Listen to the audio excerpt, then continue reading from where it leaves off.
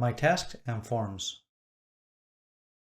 If we want to customize the look and feel of our task inbox, all we have to do is go to Structure, click on the option My Tasks, and from here we're going to see several options to design the different look and feel for the different devices. So in order to do this, all I have to do is click here on My Tasks, and once I'm here, I can design the look and feel for my larger screens or for the smaller devices. Now here all we have to do is click and mark what columns we want to display on the grid. And once we've done this, when I go to my tasks, we're going to see a certain amount of columns. For example, here we're seeing several columns. And this is what we designed for our larger screens. But if I want to display a smaller screen, as we can see here, so once the screen gets a bit smaller, it's going to show less information. So this can also be set up in Structure. All the columns that I've indicated for smaller devices are going to be displayed here in this view. During the course, most of the time we used dynamic forms. These are much more powerful and they've got a lot of components and features. But we also have another option that's called responsive form. The responsive form is developed using Bootstrap technology and is designed to create forms very quickly and compatible with any device. This form editor allows you to build forms that are going to adapt to the width of any screen, and we can indicate how the content is going to be displayed based on the size of the screen. This form is quite simple. It's oriented to very basic forms in which we can use simple fields like one-line text, numeric fields, simple selection, etc. Here we can see an example of a very simple form I built using this form editor, and we can see it's adaptive to any size. Besides, some of the contents appear or disappear depending on the size. For example, this logo that appears up here, it only appears under certain circumstances. When I make the screen a little bit smaller, we can see it disappears. So the contents are redistributed and the contents can appear or disappear depending on the size of the screen. We're going to see how to configure this right now. So the first thing I have to do is enter the form editor. And when I open the form to start configuring, I'm going to design a responsive form. I'm going to create a new one from scratch. So I'll click here on Create. I'll click on Responsive, and I'll hit this button to start designing it. The first thing that's going to pop up is a little message asking me if I want to use a very simple wizard to create the form. This will help me through the process. So I'm going to click Accept. And the first thing I can do is add a title. For example, Demo. We can see the title here. I can also add an image from the gallery or from my computer. So I can grab any image I have and drop it in here. I can set up the amount of columns, although we can see in smaller devices, the content is always going to be displayed on top of each other because we don't have enough space. But in larger devices, we can use these columns to drop in our data fields and other components that we want to add to these forms. So I'm just going to leave 2 columns for now, and I'm going to click the button Next. Once we've done this, we have to add some fields. So I'm going to add a couple fields here. For example, an email, model, make, subject up here. I'm going to add a multiple line text field. It's called comments. Besides, I'm going to add a library field to attach some documents. And I'm also going to add a simple selection field that's called how did you attach a document? And that's it for now. I'm missing one of them, 1 second. Simple selection here. Okay. Now, once I'm finished, I can click on the button Finish. And now this is generating my form. I can see the preview on the different devices, what's going to be the look and feel. And now if I want to configure it a bit more, I can always click here on Back to Design. And here I'm going to adjust a couple things. For example, this text, I want it to appear, but only on larger screens. So I can click here on this option here, and I can say, well, the text is only going to appear on the larger screens. If I uncheck these, that means the text is only going to appear in these screens, or maybe on the medium one too. So if I go to preview this form on a smaller device, we can see this appears grayed out or appears with these lines here, indicating that these two contents aren't going to be visible on this small device, although they are going to be available on this larger device. Now, once I have configured all of this, I can save and exit, and I can preview my form. Here we can see the result. We have the logo, we have the text, and when we make the size a little bit smaller, we can see that text and the logo disappears. Here we can see that we can also use the dynamic form. We've actually used it throughout the courses, so I'm not really going to talk much about this, but as we can see here, the great advantage of using this form editor is that it allows us to create very advanced forms with a lot of features. So we can even put maybe tabs, pop-up messages. There's so many combinations of options that we can add to this form that it's very convenient to use it. Although sometimes we might want to use it on smaller devices, so we might need to create another version for a smaller device.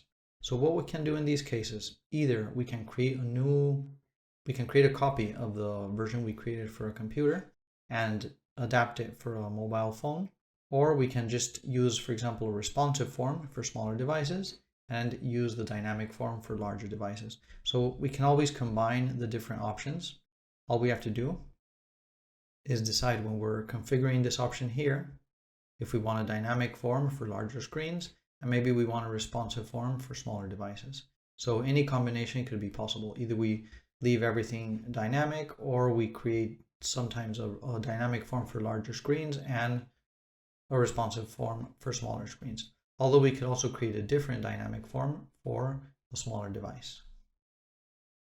Another very interesting option is to use a dynamic form with all of its functionality, but with an option that's marked called divisions according to its resolution. What this option is going to allow us to do is to readjust the divisions according to the resolution of the screen.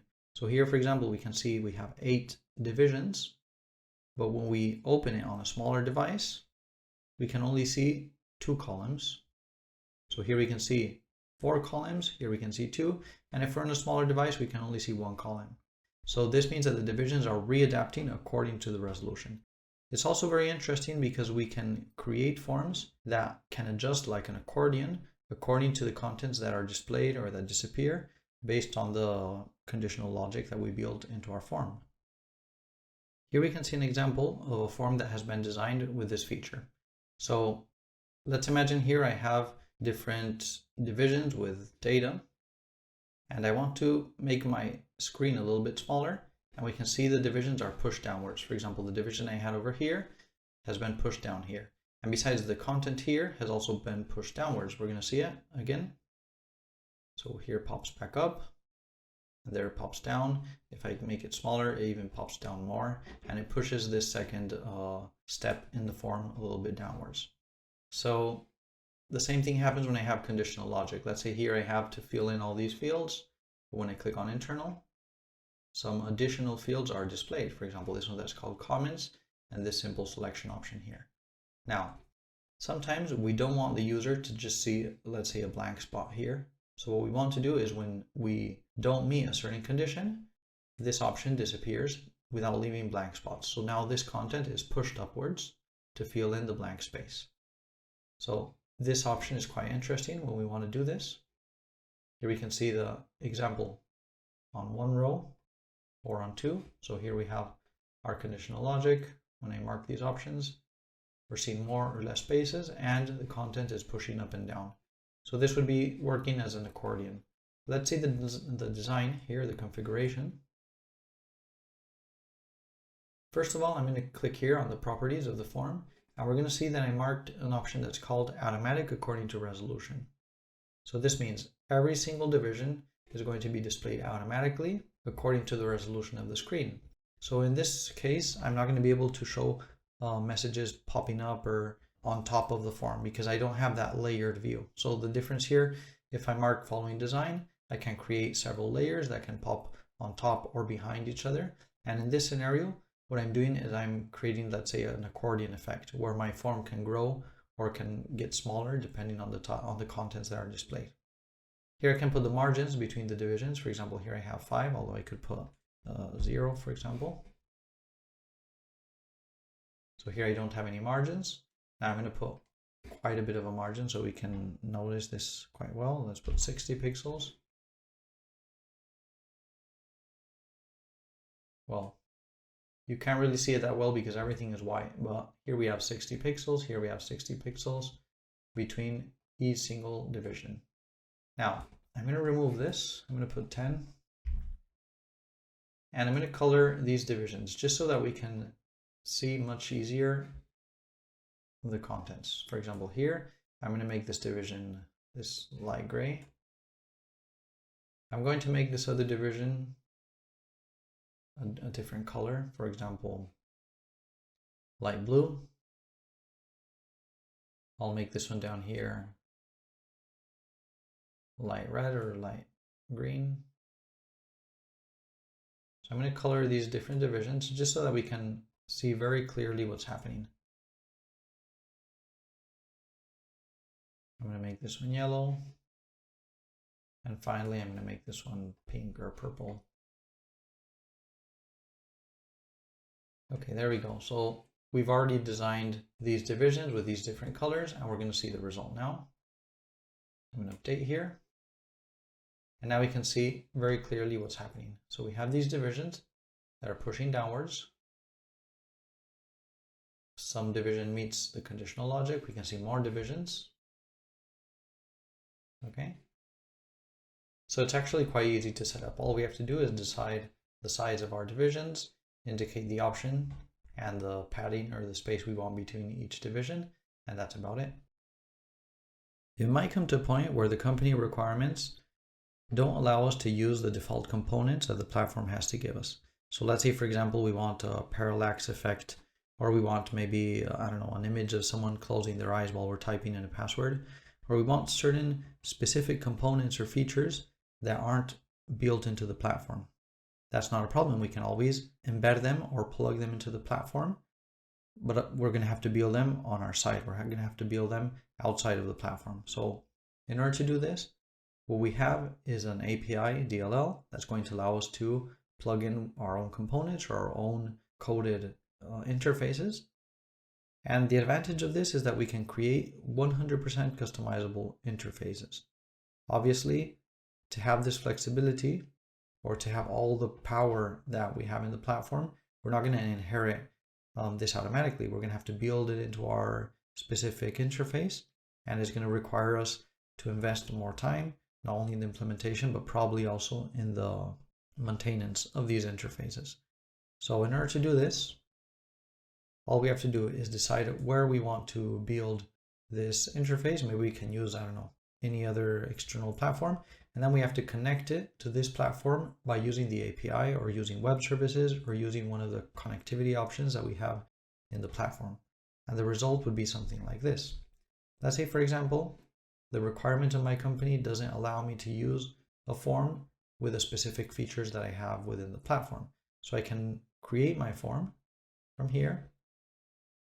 And instead of displaying the default form that I created for this specific object, I can always paste a link to my external component or my external interface.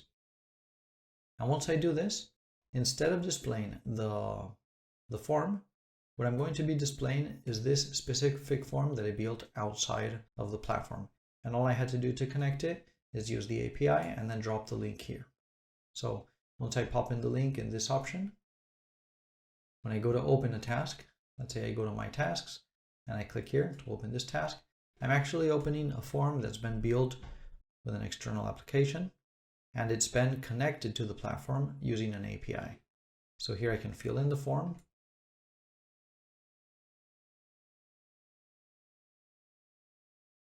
I'm going to input some information. Okay, here I'm going to put 230 and I'm going to submit. Okay, we've already finished. We've completed our job. And now I can monitor this process and see what's happened with it. So I'm going to go to reports and I'm going to monitor the process. We can see I just launched this one.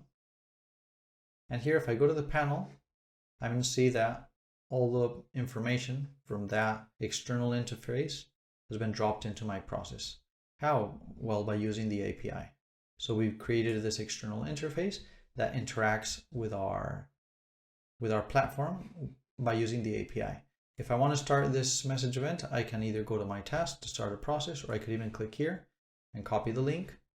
And what the system is going to do is going to call that external interface and show it to the user. So basically what we're doing is, maybe we don't have this specific component or this specific feature that allows me to drag and leave it here. So if we want a very specific look and feel or a very specific interface, we can always embed it or connect it to the platform. So as I mentioned at the beginning of this presentation, we have to take into account the different features and the time it's going to cost to build these features. So let's say we were taking into account the profitability and the implementation time. Obviously, it's going to be much better to use the dynamic form or a responsive form instead of using an API. Now, when we're talking about functionality, design capabilities, ease of implementation, or ease of change, well, we have different results. For example, when it comes to design capacity, obviously, if we build our own interface, we can build it however we want, so we don't have absolutely any limitations. So what we have to do is decide whether this option or building a form with an API or with a dynamic form editor is going to give us a lower cost, a higher functionality, or lower. And based on this, we can decide which is the best tool or the best way to go. Here, we're always going to recommend you to go for the option that allows you to work more efficiently and with much less cost. Another alternative besides using the API is to create external forms by using our own code and sending the values by using the web services. Exercise 405, part 2.